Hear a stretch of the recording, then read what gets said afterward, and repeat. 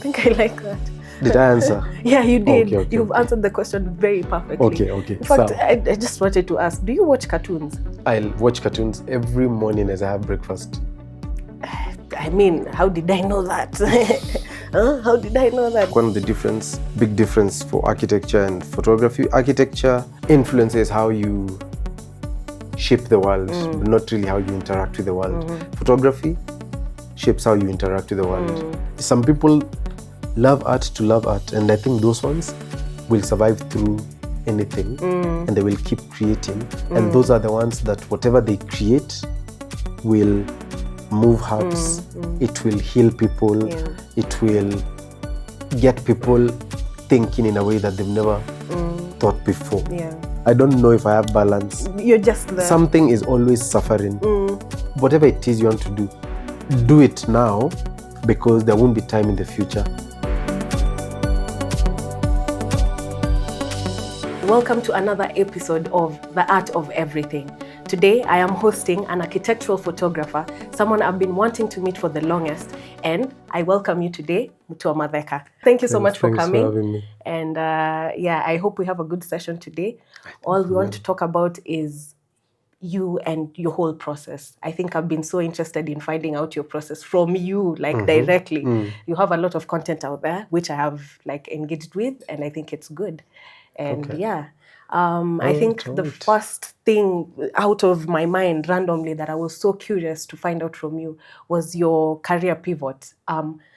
Maybe talk about your background and what led to what you do right now, the work that you do right now, and what led to that shift in career pivot and everything. What was it about? First of all, the weird thing is that to other people, it looks like a pivot. To me, it feels very natural. It doesn't feel like, like a 180-degree pivot. But I've always been an artist since I was a kid. Okay. I've always drawn, whatever it is, anything artistic, I did. My mom encouraged art from a very young age. In our house, from 3, as long as you could write something or draw something, you just drew. You just do it. Yeah, by the time I was in primary school, I had an art tutor. Okay. So I always knew that I'm drawn to the arts in some way, some shape or form. Then when I was in standard 6, I was 10 years old. I don't know, standard 6 is what now? I don't know. I think 12. In this system, it could be grade 6. Also, I don't know. I hope it's grade 6. That's when I figured I wanted to be an architect, because I saw one of my friend's brother who studied in JKUAT. I saw his house plans, models, things like that from school. Okay. So I was like, interesting. That's what I want to do. And then I just lived my whole life planning to be an architect. And then I went to architecture school in JKUAT, exactly where I wanted to be. I studied architecture, but remember, I've always been an artist, even all this time. In JKUAT, I was an artist still. I was doing many other things, not just architecture. I was drawing, I was making posters for people.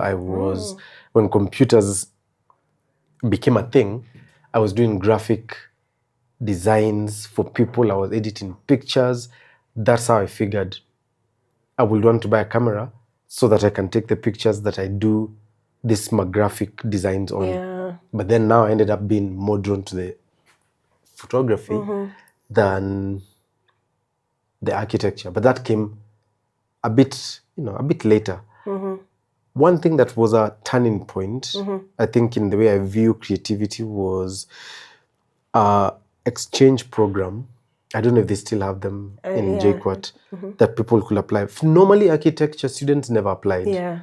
So one of my friends who are in engineering were applying, and I was like, okay, why not? Yeah. So I applied, and I got called. Basically, I think because nobody would apply. So in architecture, there was not too much competition in who gets it or not. So I got it. I went to Germany, did an internship there, which was turning point of my life in the way that I think, in the way that I see the world, because I realized a few things. Number one, I realized I really love Kenya. I realized because at that time there was a lot of Maju obsession. Yeah. And I think I realized I don't ever want to live out here. I didn't enjoy it. I didn't enjoy it in the way that I will think I want to move. Yeah. I really had a good time. Number two, I saw a different way of thinking. My internship was in a school of interior architecture, and the way learning happened for them was so different, so practical, very hands-on. You were able to pick I was out like, stuff, yeah. I picked so many things. That's when, because I was in 5th year, that's when I was doing my thesis. Oh, okay. So I also got to visit some buildings who I wasn't writing about them, but I got to visit some buildings that are kind of related, because I was designing something which needed flamboyant architecture, according to my thesis anyway. So I got to go and see buildings by the late Frank Gehry, and it made a huge difference being in a building designed by somebody you admire. Oh, okay. So for me, things like those totally changed my brain chemistry. Okay. Totally. By the time I came back, I was a different person. I'd experienced life in a way that I could not be the same after. So the way I approached architecture also after, the options I saw, I got to hang out also with graphic design students, not just architecture students. So all of these things, the museums I visited, the lecturers I spoke to who were there, because many of them were very interested they're curious about me. So when I say I'm also an architecture student, so they really called me for my guest lectures. Even my own supervisor for the internship was always like, today there's a guest lecture by this guy. You should go. It's going to be interesting. Yeah. You should go. So different ways of working. It was summer. Most people were working while seated outside in the sun. So for me, working looked different. Productivity looked different. Yeah. I saw, coming from Kenya where people only work in offices, then going somewhere where over summer people are working while sitting by the river. So it was like working in place before working in place was a thing. So for me, I saw, so productivity looks different. It doesn't always look this structured. So my mind was really blown and really opened. Yeah, and I really feel like we need to, especially for architecture students who are listening out there, we need to have that exposure. Most people don't really know about this internships and exchange programs that are happening, but they're still there. I can attest, they're still there. And it's so easy to get them. So, I think everyone should. And you get paid. I mean, the only thing you really have to get is your flight ticket. Which ukijikaza you can get it. Yeah, maybe I found a way. I got that flight ticket. I bought it. Then when I was there, I was paid like upkeep. Oh, okay. So you don't have to spend any of your money on living there. Yeah, while you're there. And then now I just extended my time. I just asked them to give me, it was 2 months. I asked them to give me a 2.5 month visa. So the 2 extra weeks, I was now traveling a lot. In fact, even during the weekends, I traveled. When I could, I just jump on the train. I go somewhere just to see something different. When my friends who are there tell me, oh, we are going to do what in Berlin? I'm like, okay, let's jump, let's go. Yeah. So it was really nice. So anyone who should, because architecture students usually don't apply. Yeah. Sijui kama ni kiburi. Probably they think you don't have the time. Yeah. But everyone has time. It will change you in a way that it will change you in a way that you can't imagine. Yeah, and I think there's something I heard from one of my interactions with your social media, and it really resonated with me. Ukipata nakumbuka these things, it's because they have an impact. You said something about in school, especially for ARC students, we are taught to think about the end even while we are at the beginning. Unaanza project, you have to think about, how's it going to turn out? What are the results? Yeah. Could that be probably a reason, as to why, I don't know, there was that sort of shift or something? Is there, I feel like, did you get some sort of, through that exposure, did you get to now learn that maybe it doesn't have to be that way as such, to think about the end before? I think as a practice, the practice itself of architecture, you have to think of things way before way before you break ground, you have to think about this building, the impact it will have on the surrounding. It's like part of the practice, which is actually a very positive thing because I apply it so much in my photography work. I apply it in my just thoughts about life. I try to think, what is the impact of the thing that I'm doing now? Where do I see it 10 years? Where do I see it 20 years? And some things, if I can't see them compounding in a way that benefits me, I know it's time to leave them alone. Or if I don't see it benefiting the work that I like to do. So I think that's actually one of the positive aspects for me about architecture that can be applied in any other creative work. Trying to think about the life of your project from where you are to the end, even if you're not thinking like in architecture, the way we think about it in terms of the way it affects the surrounding, the roads, we're thinking of infrastructure. But in a project, you can think about, like if I'm doing a photography project, I can think about where the work should exist, who are the people that should see the work, how is it important to the people that see it. If I'm doing a portrait project, who are the people that I want to be impacted by the work. And if so, if the people I want to be impacted are not people that normally will be in my vicinity, then how do I go out of my way to make sure that they see the work if it represents them? So thinking about these things then helps me, I think about how I'm going to present the work. If I'm saying that I want something to be accessible, then it makes a difference where I'm going to show it. Because if I say that I put it in a very high-end gallery, it might not be accessible to the people that I want to access it. Audience. If I say I'm going to charge for it, it might not get the people that I want. So I have to think about all of these things. If it's for the masses, if it's for a select few, like it has to be in my thought process. And I actually like that. I like that I like that you're not viewing it as a pivot or a shift per se, because personally, as an architecture student, kuambiwa you just carry your model and just beautifully put it in the dustbin could have been very disheartening, and I would just throw it away and say, I can't do this anymore, let me get out of here. But the fact that you still go on with it, and now which leads to what I want us to talk about, the relation between photography and architecture. You said it helped you love Kenya more. You probably have had experiences through your lens that you've seen the country in ways that we've probably not seen it. Maybe tell us about that. I think one of the big difference for architecture and photography, architecture influences how you shape the world, but not really how you interact with the world. Photography shapes how you interact with the world. So with photography, you are out there, you're seeing, you're capturing things and seeing how those things, what impact those things actually have on people, and then you're capturing that life. I feel like with architecture, the only difference is that you stay in an office, you design for people that you don't know, and you design a life for them that you imagine is better, and sometimes you don't know on the ground whether that is actually better for them or not. So I think those are two stark differences that I don't think should be, because I think even architects should get out, go onto the ground. I think that should be a similar process. Get on the ground, see the people you're designing for, really get into their life, understand what is the thing they actually need, and then design for that.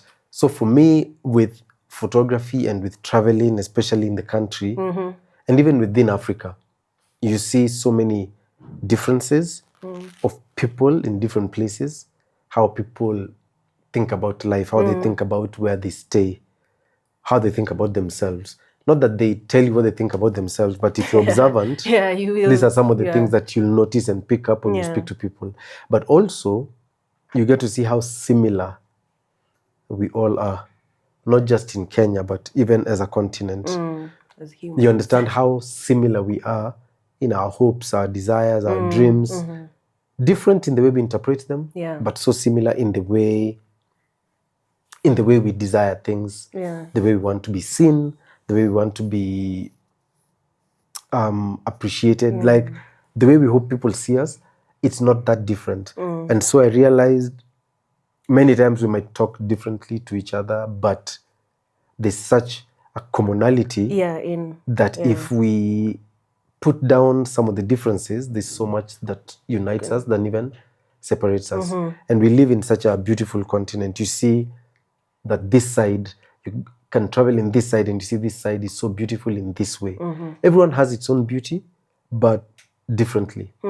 So you can see this place, it's desert, but there's so much beauty in that desert. And then this other place, which is just so many trees and so many of so much vegetation, and you see the beauty in that. And you go other places that are rocky and mountainous, and you see the beauty in that. So when you open your mind, you get to see so much beauty that looks different from what you expected was this is the traditional beauty or conventional beauty. And I can imagine that, for example, for a layman, looking at a perspective architecturally, like in an architectural design, might be harder for them compared to like when maybe you take a photo and people are able to appreciate that perspective without knowing that they are seeing a perspective, you know, for layman. So that makes a lot of sense. That's true. And the same thing even with I think with buildings, I think there's a way that layman without any knowledge can interact with buildings.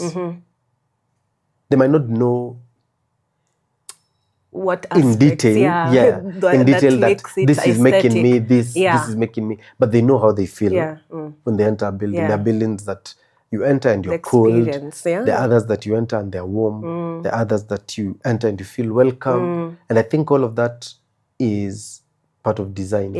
And needs to be intentional if it's not. Yeah, it's human based. Let's talk about your concept in light in terms of photography. And I think that will also lead to the kind of tools you use and equipment.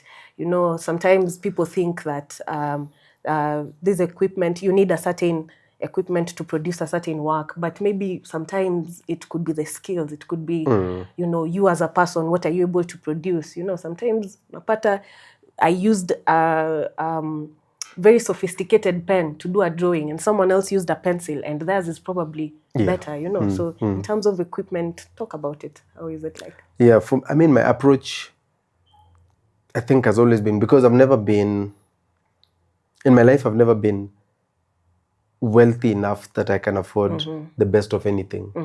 So I've always had to work with what I have. And you did, actually. Yeah, I've always at that time just when you were with starting out, have. it must have not been easy. And it's the same way even now, the way I approach my cameras and stuff like that. I've never had the chance to have like the dream camera that I would want. It has never happened. It's always a thing of just using what you have, what you have. And also, it has become, I think now it has become like a point of pride where I like to do the best work I can with the least equipment that I can use. Because it's always proof to me that you're good. You're actually good at it. That is doing anything. Because I think equipment should only make your life easier. Equipment can't design for you. Equipment can't make the photo say something that you did not want to say. You're the artist. The human is the artist. Anything else is just a tool. And it's why we'll always have good artists and bad artists. It's why we'll always have people fighting about tools, fighting about AI, whether it's film camera or modern cameras. There will always be those fights. And technology will always lower the barrier of entry. But what that does, I think for most people, the assumption is that if the barrier of entry is low, then the skill level goes high. But it's a fallacy, because when the barrier of entry is low, skill level for most people goes lower. Because people then have to do less to look good. So you end up having people that don't really think about their work, think about what they want to achieve, they think about the flashiness. So it's like a fantastic render of an ugly house. Okay, makes sense. It's still going to be ugly. It doesn't matter how good the render is or how well the trees are revered. Have been done. All of those things can be fantastic. The reflections are great, but it's still poor design. So for me, that's how I approach equipment. I'm always, especially now when there's so much good equipment at very low prices. Yeah, at very low prices. So literally, barrier of entry, if you want to be a photographer, is so low that with 100K, you can have such good gear, such good equipment compared to back then when 100 Gs will buy something that is horrible. Yeah. But you still had to make it work. Okay. Now you can get anything that is good for. So encouragement is that if you are interested in something, don't talk to people about, don't look at best camera for this. In fact, look at what is the most basic camera that I can get to achieve this thing, and then buy that. Yeah, which stems from, I don't know how to put it, but I appreciate that technology has come in and it's really helped us. Yeah. But at the same time, I don't know, I feel maybe because of this artistic thing in this head, I just feel like to some extent we're losing a bit of, how do I say it? Let me give an example. You remember when we used to take photos when we were kids? Me personally, when my photos when I was a kid are all in an album. They're those printed ones. The zile zilikuwa zinakuja hadi na the films and everything. And I'm able to keep those memories because right now it's very difficult for me to keep most of my digital photos. So is it, moving forward, are there ways that probably we can find a way to store these things more safely, or maybe just try to slowly go back to, for also preservation of the future, like you'd love your photos to be seen in the future. How do you store yours? Yeah, absolutely. I mean, honestly, it's an intentionality thing. I think we have to be a lot more intentional than before. You can take hundreds of thousands of pictures, but if you never go back to look at the pictures, then those memories that you're saying, I'm keeping memories, still get lost. Because memories get lost when they're not just when they're not preserved, but also when they're not, what's the word? When they're not engaged in. So when you don't engage in a memory, it's like stories. If you don't tell stories about your relative who passed, you remember them with their stories. So you might have pictures, but if you don't talk about them, then you rarely look at the pictures also. So that's, I think, is important, the intentionality behind this. Because the pictures are available, but you have to be intentional, which means for some people that might mean at least once a year, take out pictures you like, print them, put them in those albums. That way you get to select pictures, then you get put them away. I have now become very keen on every month organizing all my pictures on my phone, putting them in my computer, so that they just get off the phone and I stop storing them on some cloud somewhere where if I'm not here, they all get lost. So I just put them in my computer and I label them, I organize, I archive them, so that in the future, if I'm not here and someone goes through my computer, they can see those pictures. All the work and the process, the whole. And now printing some, I would like to do that a lot more because I think it's important. I think it's nice when people go to houses and they look at albums. Yeah. Because it's so weird to show people pictures like this. On phone and scrolling, and maybe you scroll through something that people don't want to see, but it's okay. But and with that, I also wanted to ask about working with other. Let's first begin with the type of work you do. Let's talk about if you provide any services or community work or something of that sort. What do you do? What can people identify with you as Mutua Matheka? I don't know if I've understood, but I'm going to answer and see if it makes sense. For me, what?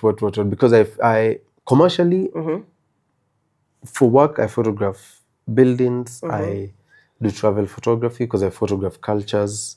I photograph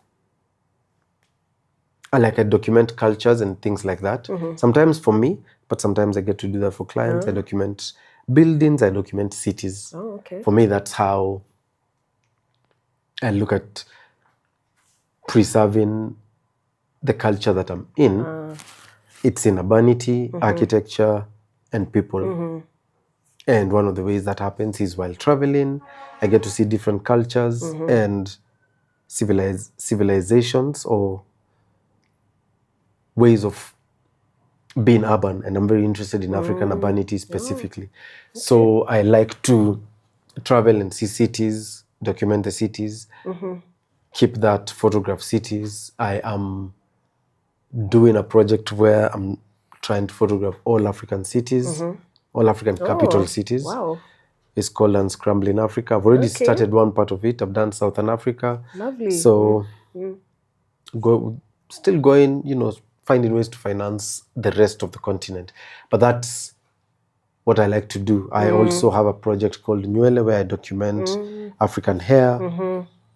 And for that one, I'm trying to get to 100 portraits. I think I'm at maybe 50 or 40 something. 100 African hair portraits. That's different people.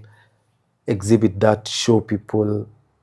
And in this, for me, it's always a mix, trying to mix and show culture that is existing, but also mix it with my vision of the world. So some fiction together with history, all in the same time, to kind of shape the world in the way that I would like it to be, or the way create the things that I would like to see that are not existing. Okay, that's lovely. Yeah, so I think I like that. Did I answer? Yeah, you did. Okay, You've answered the question very perfectly. Okay. In fact, I just wanted to ask, do you watch cartoons? I watch cartoons every morning as I have breakfast. I mean, how did I know that? How did I know that? Because you actually look like someone who watches cartoons. I think it does a lot with your creativity and, it helps the world, the mind imagine. Yeah. Like, it doesn't have to be too realistic. We don't have to I don't like it. I enjoy reality, but not in a way that it kills imagination. Yeah. I like reality as a way to feed imagination. Yeah. Yeah, I also watch cartoons a lot, every day actually. So I think it's a thing that... Kwanza in JKUAT, our room, we used to watch cartoons so much. We used to be the guys who are hyper in class to watch 4 p.m. cartoons. What? We have a studio because there was 4 p.m. on TV. Yeah, zile za KTN. So in the halls, because those guys were in hall 5, the common room, there's a TV there. I don't know that they still have TVs. I think so, yeah. So that was our thing, because we didn't have a TV in the room. 3:45, I'm at 3:50 to my helper. If we've already shown our work. Because there's 4 o'clock cartoons every day. Oh, that was lovely. So us guys were there watching those cartoons. Yeah, I think I really like that scope of imagination. And I'm thinking with the sort of exposure you've had, especially you've mentioned the traveling and everything that you've done, I am sure you've really met a lot of wonderful people out there who've probably influenced your work. I think I saw a point where you did a photo shoot with Nyashinsky. I will not only connect, but at this rate, I could not be sitting here, and there's someone who could be a bit. But yeah, how has that sort of interaction with other artists, especially those who are also doing almost similarly the same thing you're doing, how's it influenced your work? Has it made you see things that you probably thought you couldn't see? Has it improved it? Yeah, absolutely. Because the thing is, different. First of all, for me, I'm very curious about people's process, and not just process in terms of technical process. I mean, in the way people think, in the way people think about their work, in the way people think about where their work comes from, how they create their work. So for me, I'm always observing artists and asking them questions, different artists, whether it's musicians, producers, filmmakers. I'm curious about how do they think about their work? How do they get their mental space in a way that they think about. And how do they do that regularly? Not just because creativity is an everyday process. Creativity is not a thing where today you're trying to lock in once a week. No, it's finding a way to lock in every day. Meaning, if you have a system that works, I'm very curious about that system. If you say, for me, my thing is, I like to do this every day. For me, let's say it's cartoons. I'm like, my daily cartoons help my life in this way. So I'm always curious about other artists and what they do, how they live their life and how they create. So, and I think I'm always picking up something. If artists who are artists that are very prolific, people like Michael Soy, who is always working, churning out work. The way they think about their work, for me, I find that very interesting. Because we are such different artists, all of us. Yeah, we are. But there's always something someone does that you're like, okay, I could pinch that, introduce it to my process. Someone else does something and you're like, okay, I don't like everything else, but this one thing, I like it. I'm going to adapt it into my process. So that's for me the thing. Especially if I respect you as an artist, I'm curious about your process. And I think also, depending on the different generations we are in right now, we have very different mindsets, by the way. You could find at this point in time, probably art is something that's really monetized right now, more than I would say before. People would do it because they love it, and there are easier ways that people can do things now. Why buy a painting when you can get, why buy a hand painting someone has done when you can get those printed 3Ds, whatever, it's, I don't know, for me, it just usually feels like the process has to be very natural and free. Now it has become very democratized. But the interesting thing now, the thing that I find interesting, I think maybe the older I get, is that everything, like, it's true that thing in the Bible that nothing is new. It only feels like it's new to us, but other people 100 years ago experienced that probably, thing. So everything just keeps going, this, coming back. Equipment comes in or technology comes in that makes people feel like art is more democratized, or that art is less valuable because it's everywhere.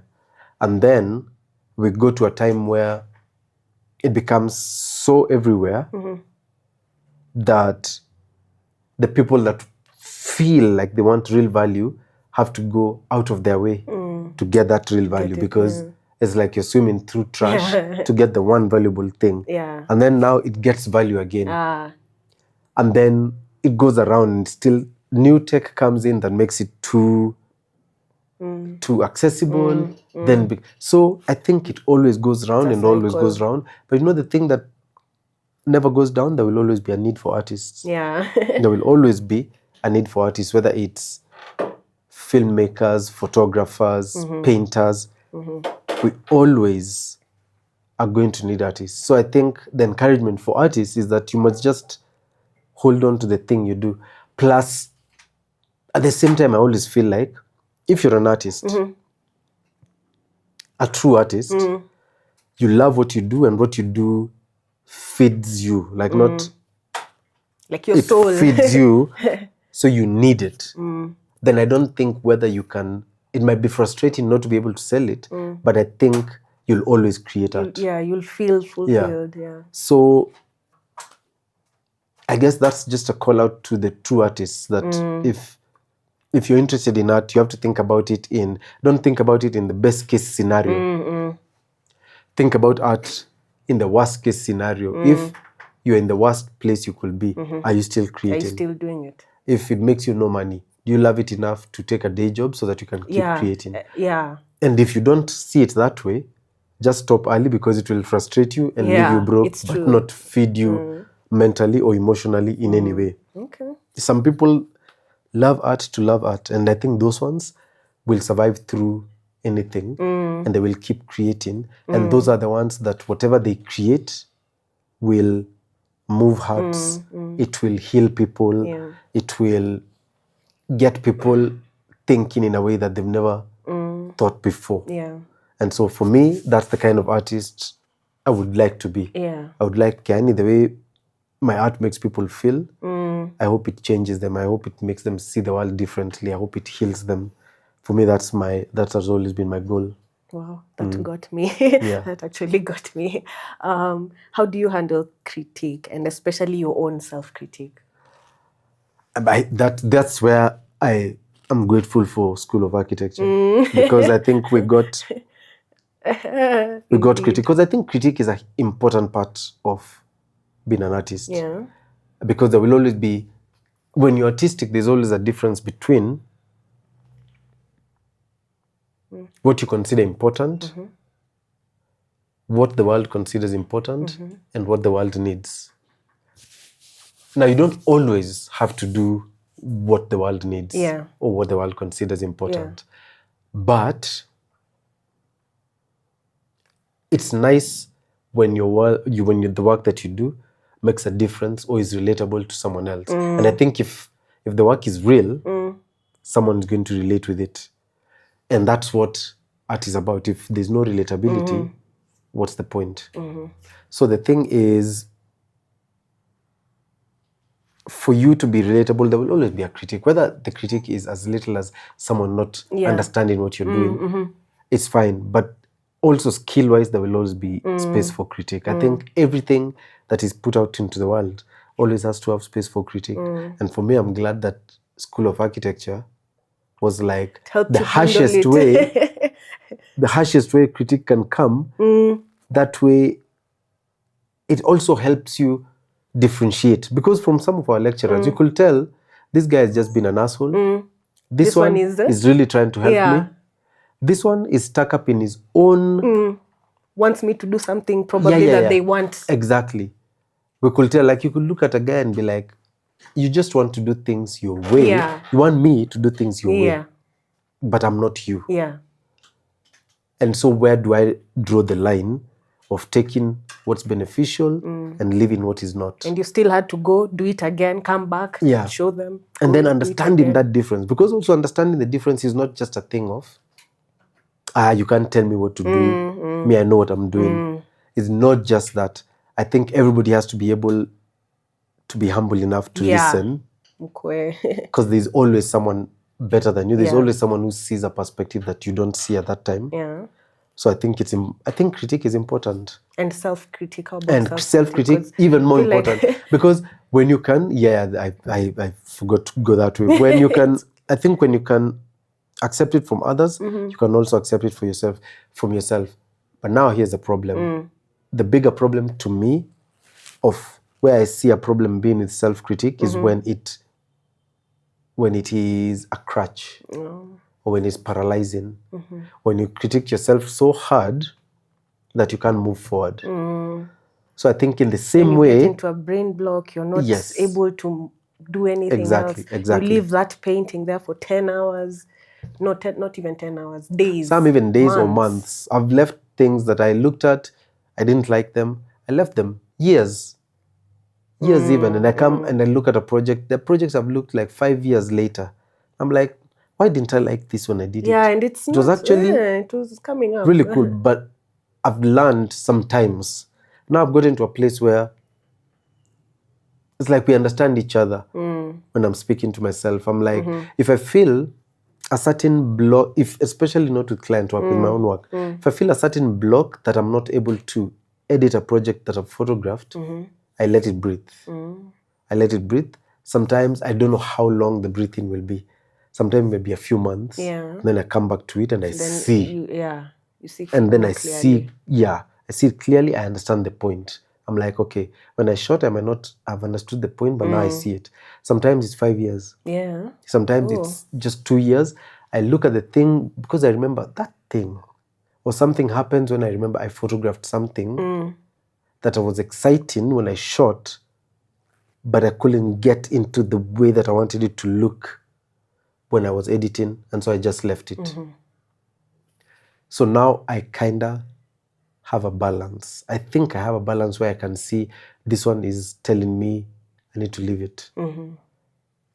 And when I'm just afraid because I don't understand how to edit this thing to bring out what I want. So if it's just a thing of I'm not understanding, I'll get into it quicker. I'll be like, okay, what is it exactly that I want from it that I'm unable to? Sometimes it's a skill that I don't have.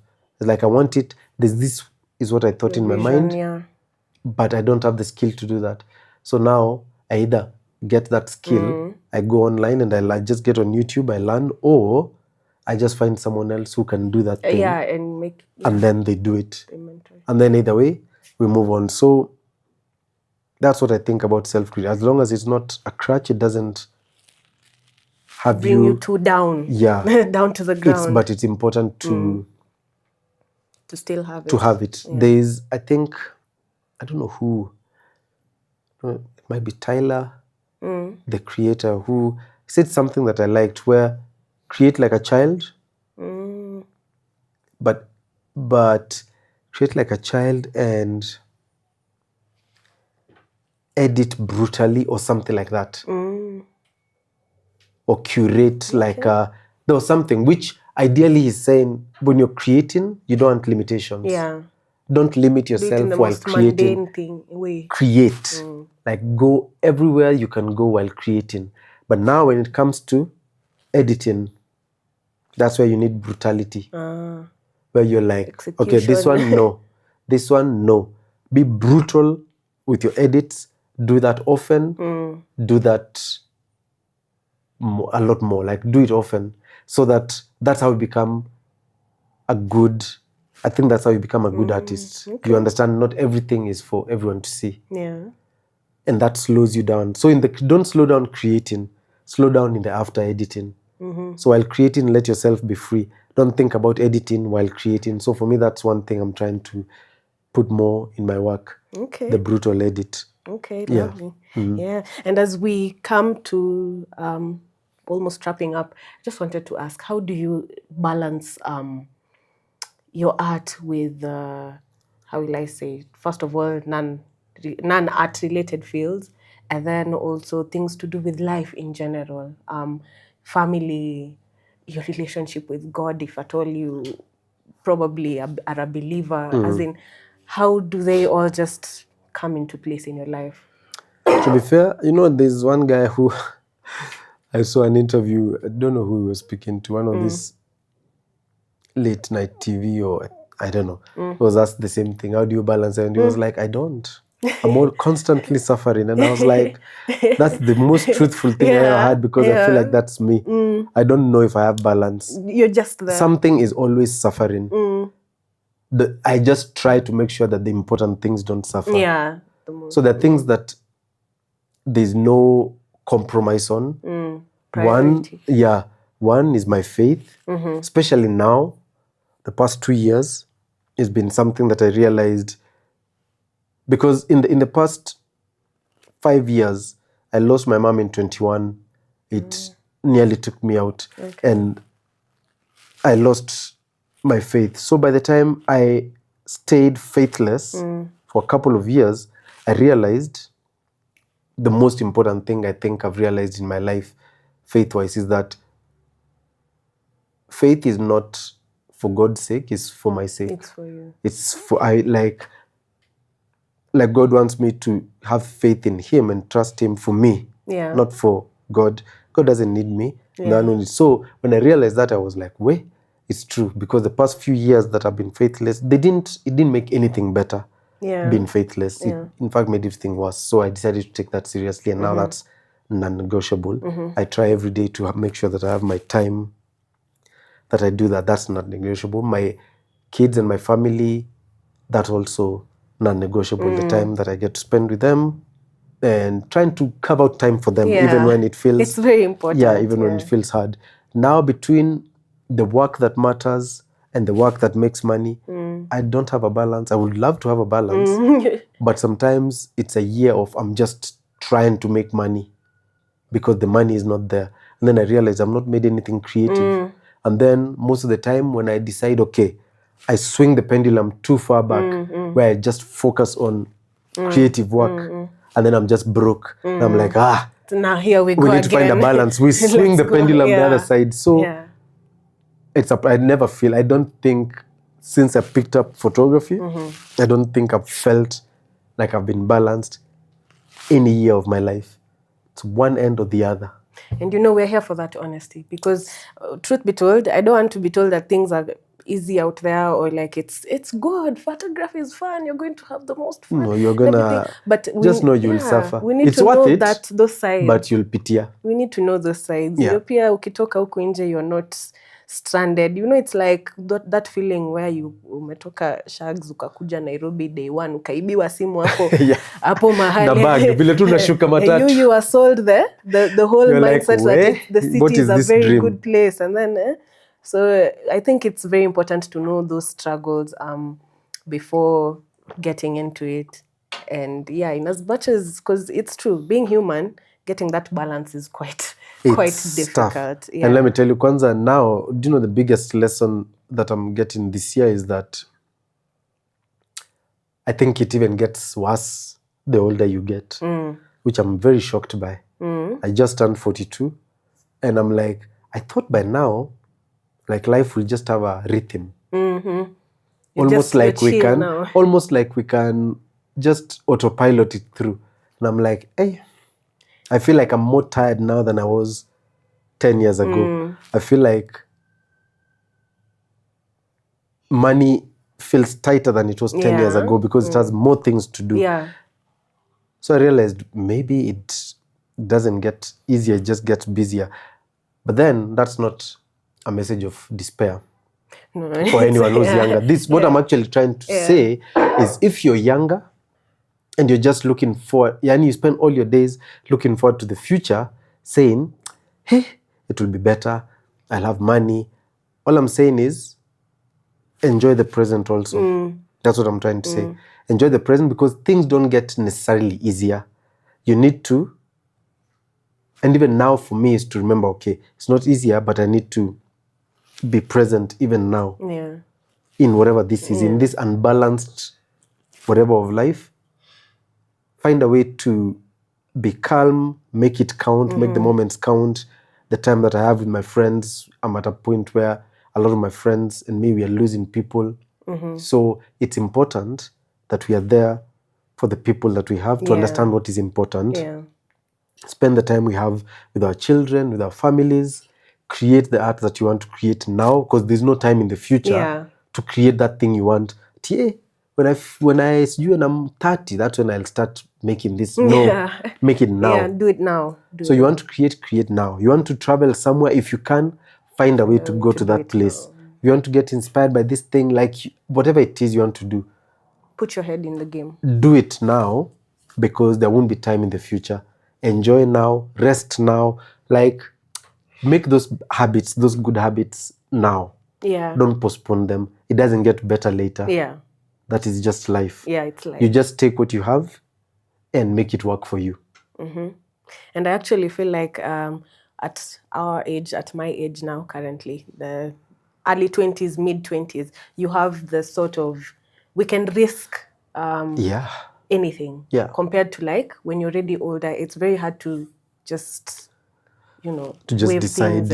But when you're at this younger age, you have more leeway to risk. Because there's the potential of failure and whatnot.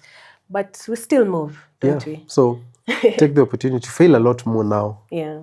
It's so much easier to fail when you're younger. It's like when you're working out and you're younger, you recover a lot faster. Now, your legs are wobbling while you're doing some squats. Yesterday was leg day, and my knees today are in pain. It's like, it's not the same. I can't jump the way I used to jump in my 20s. So, this is the time to fail, when, there's a safety net. So do those things that matter. This is not the time ya kujizeesha, kusema wacha ni focus on this thing. This is the time for everything. Because life will force you. Life will tuliza you whether you want to or not. So as long as that is not happening, don't tulizisha yourself. Lovely work. Yeah. That's so lovely. Yeah. Maybe you could tell the audience where they can interact with your work. For that, there could be people out there who probably not seeing what you've done. And they should, because this is it should be out there. People they really should see their country the way it looks so beautiful. Yeah, yeah. And so maybe the socials where people can find you. Okay, so for me, as I said earlier, my name is Mutua Matheka. My website is that mutuamatheka.com. That's where people should find me. That's where I put my best work. On socials, Truth Slinger, everywhere. Twitter, TikTok, Instagram. So find me there. But go to the website first and then go to the socials and then buy my work. I don't know if people who watch this are at the age where they can buy work, but they will. If you are, yes, they will have to. Yeah. If you are, buy my work, support other, artists in the country. Yes. And you should. Kindly, please, if you're watching, go interact with his work, because I think I fell in love with what he does. And alinifanya hata nifikiria about holding a camera. Most people thought being, where I am, I would become a journalist. But then you see, career took me somewhere else, and having other people out there who inspire you to do things that you probably thought you never could do, it's quite, it's quite good. Thank you so much for being with us. You're welcome. Thanks for having me. It doesn't have to be the last episode with you. You are allowed to come back and talk about more. Yeah. And, interact with more people and everything, because I feel like this is really needed. We need, as artists, to be together and to, figure shit out together. So thank you for coming. I do appreciate it, and I'm very humbled that, unajua kuna watu una DM uko nje, they don't even see your, but you took your time and you responded, and I'm very grateful for that. Thanks for having me. Meet you next time. If you have a different topic, tutakuja tuongee. Yeah, we could even have another panel here and talk to other artists. Or other people, yeah. It's gonna be great. So thank you. Nice.